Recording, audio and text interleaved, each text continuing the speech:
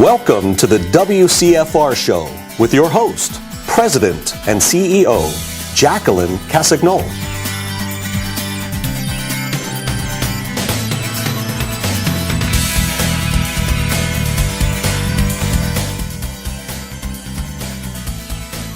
Worldwide Community First Responder Incorporated is a 501c3 nonprofit organization with the mission to prevent deaths worldwide through education and training.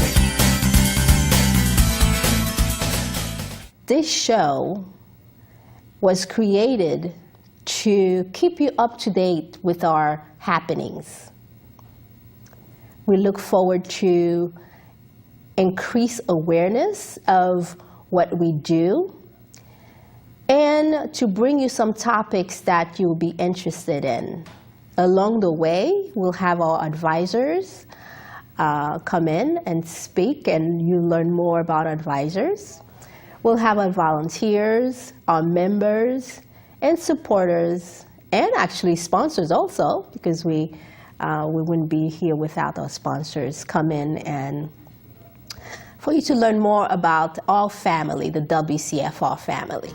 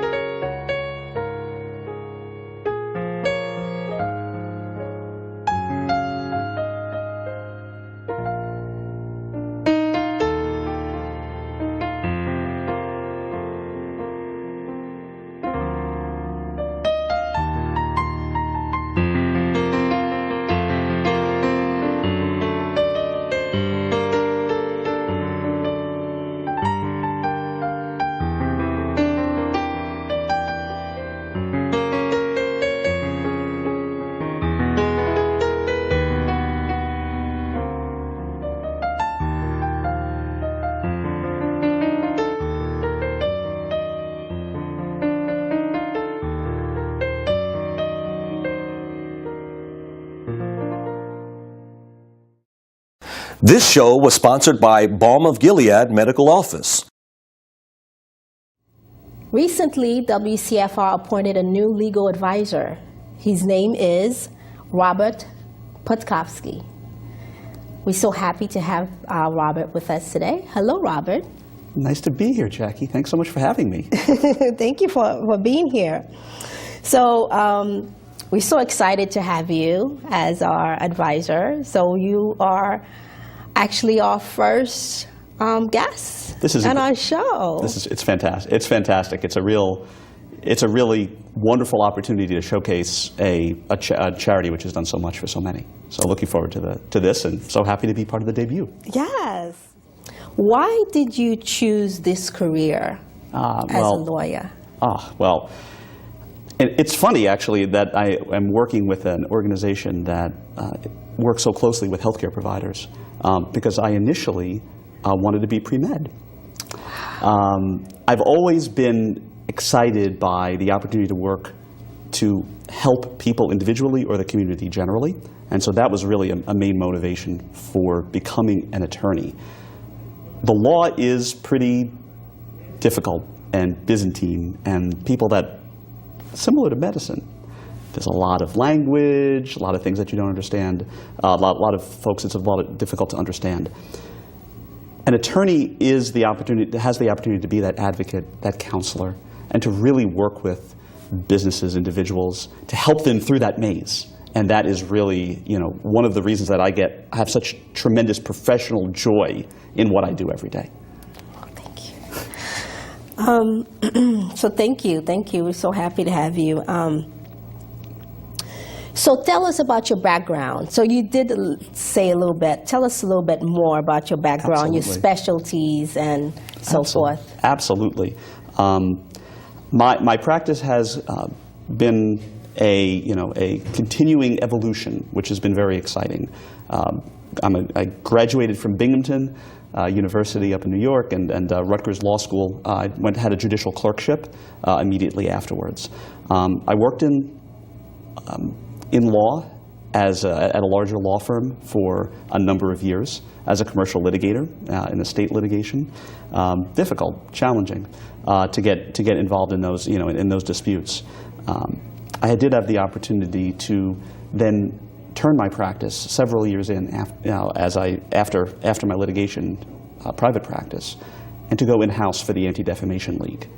That was a professionally just a rewarding situation. We had a law department of 2 attorneys and 1 paralegal supporting a $100+ million organization with offices around the country. I supported all of their legal needs for a number of years. And I think it was so exciting to work with passionate professionals from education in the civil rights area to advance their mission of stamping out anti-Semitism and fighting for justice for all. After commuting to the city for a couple of years, my kids started getting a little bit older, and I hung a shingle out. And I really enjoyed the opportunity to work with individuals, organizations, companies here in primarily the lower Hudson Valley in northern New Jersey, in the areas of general business work, not-for-profit. I think we're going to be getting into that a little bit later as well. And as I continue to move along in my career, on the individual side of the practice, working with individuals through estate planning, estate administration, especially those with special needs, which is an area that really touches me personally, us personally as well. And again, the practice continues to develop and grow, as is, again, working with the community. I see that as part and parcel of my practice. So it's been an evolution, a lot of fun. Why are you interested in helping nonprofit organizations such as ours? Well, not-for-profits are us. Yes. It's the best of us, to be honest. When you have an opportunity to work for, to volunteer for, to serve on the board of a not-for-profit, you're taking an opportunity to work on something larger than yourself. Absolutely. And that, to me, has always been very, very rewarding. Even before I was in-house at the Anti-Defamation League, I served on, feels like a gazillion boards, you can just ask me out at lots of meetings, working to improve, working on interfaith dialogue and communication, very involved in the Jewish community as well, Synagogue, Jewish Federation, Helen Hayes Hospital. But I think when I worked in-house, and again, as I moved into my own practice, I found that not-for-profits are the engine of a community. It truly is. And I know that you certainly feel that way also. That's my belief. Leadership Rockland was, for me, a big piece of that. We both did Leadership Rockland. Class of 2012, I'm very proud. Class of 2016, that was just last year, so it couldn't be that long ago. And I think what that did was it showed our community, in the, for those that aren't familiar with it, of course, Leadership Rockland, it's a 10-month course, one day, where they break Rockland County into its various segments and different parts of community education, the Education Day and historical, et cetera, Historical Day and Economic Development Day. The not-for-profit day for me was eye-opening. Yes. It introduced me to so many organizations. It's probably why I've become so active and I'm such a big advocate for people to people, which is right down the road from here. So they do call it a master's of Rockland. They do. So Leadership Rockland is masters of Rockland, but it's through all these different organizations or different programs that I do meet people like you, so thank you for helping nonprofits. Absolutely. And it takes passionate people to be part of nonprofits. And, as you know, I'm part of multiple nonprofits, not only WCFR, but WCFR is closest to my heart. So with all these things that you do with work and so forth, how do you handle the workload stress? Time management is really, really key. The joke is I have a Google Calendar.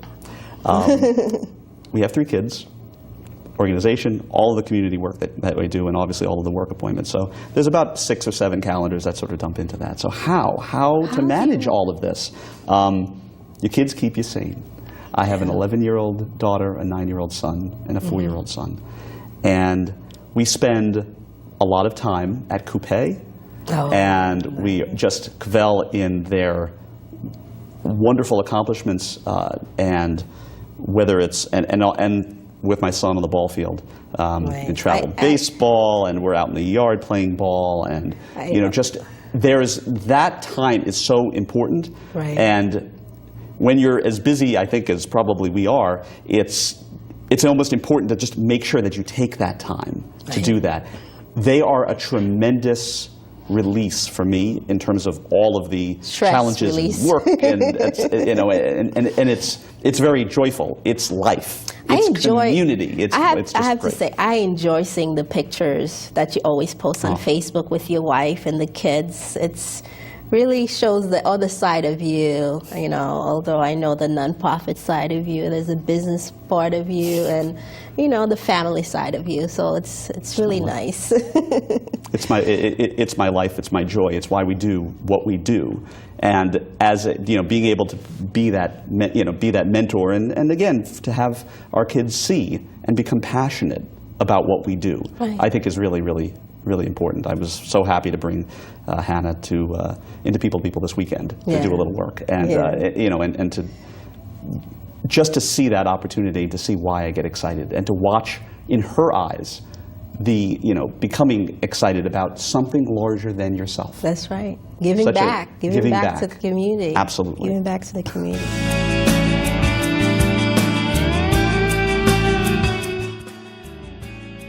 Welcome to Rockland County. WCFR provides life-saving trainings. Speaking with anyone at WCFR, whether it be volunteers, members, or their generous supporters, you will hear this. The idea is to be prepared. WCFR's goal is to make people aware of the urgency of being prepared today. Because disasters happen everywhere.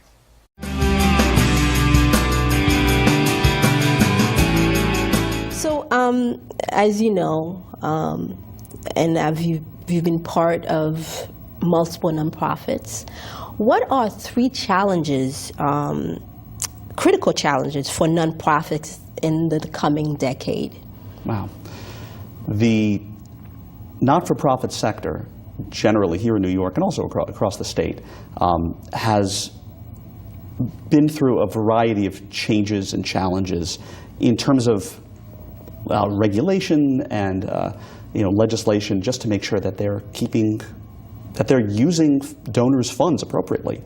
The Attorney General of New York just passed some recent restrictions and limitations and just some oversight, which is a challenge. It's something that organizations need to be aware of, and I just enjoy counseling, in counseling organizations on those topics, because it really does give the opportunity to look under the hood and take a look at bylaws and some of these dusty documents and find new leadership. That's right. Find new donor sources, and make sure also in terms of mission that you're not straying too far off. Right. Other challenges, two other challenges certainly would be probably those. One is finding that next generation of leaders for not-for-profits. Because we're not going to be here forever.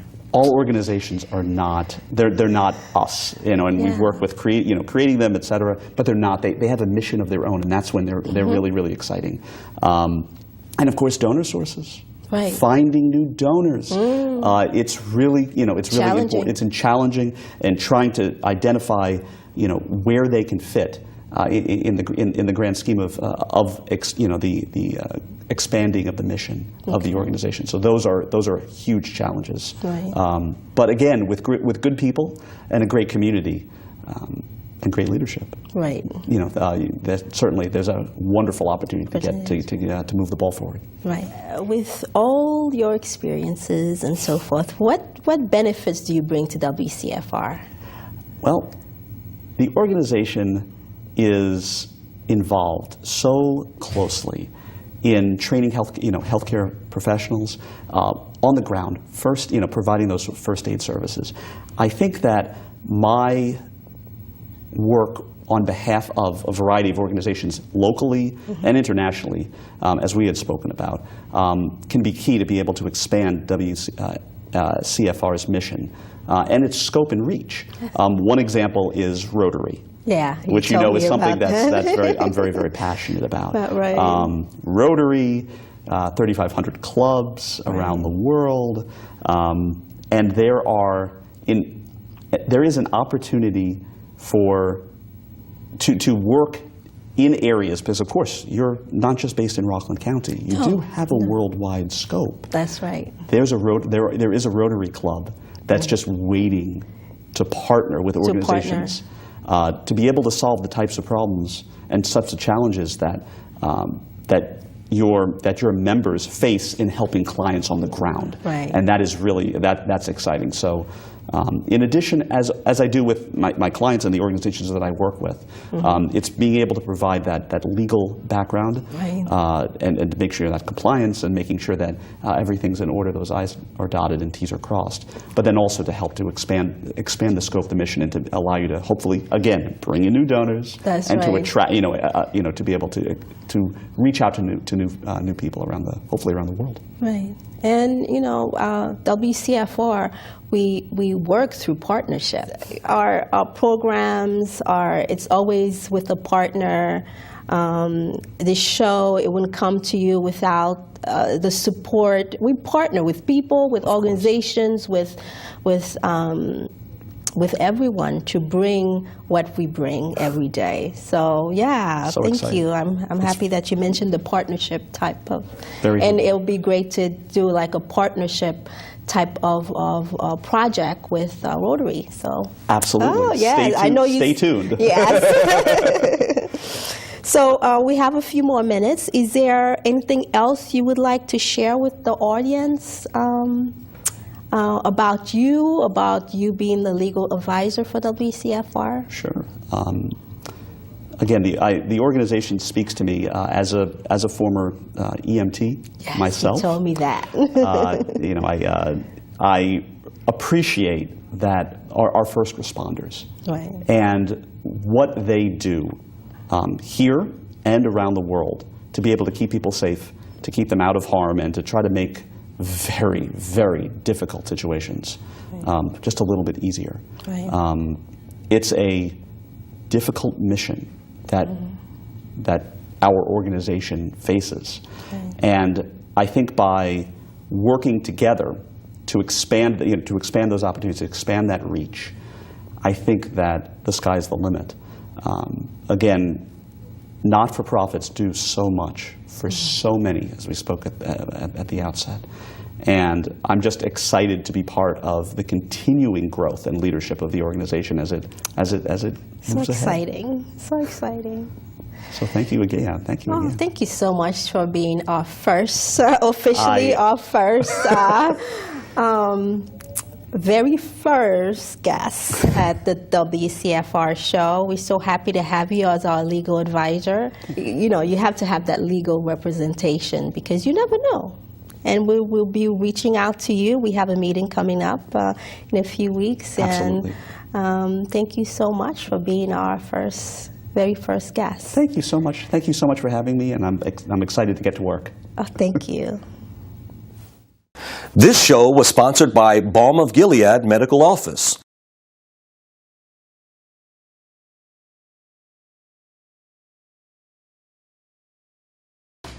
Stand for safety is a big message for Bungie. It means we put safety first in everything that we do. Bungie's Safety Day program is one way we bring that commitment to the community.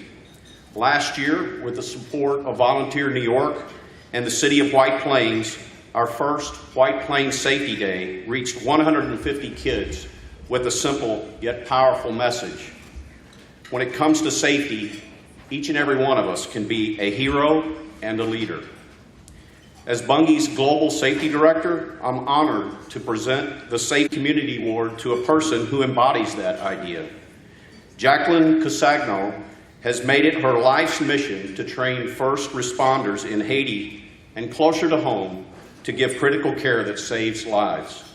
Jackie, on behalf of Bungie, thank you for standing for safety. At Bungie, first responders are incredibly important.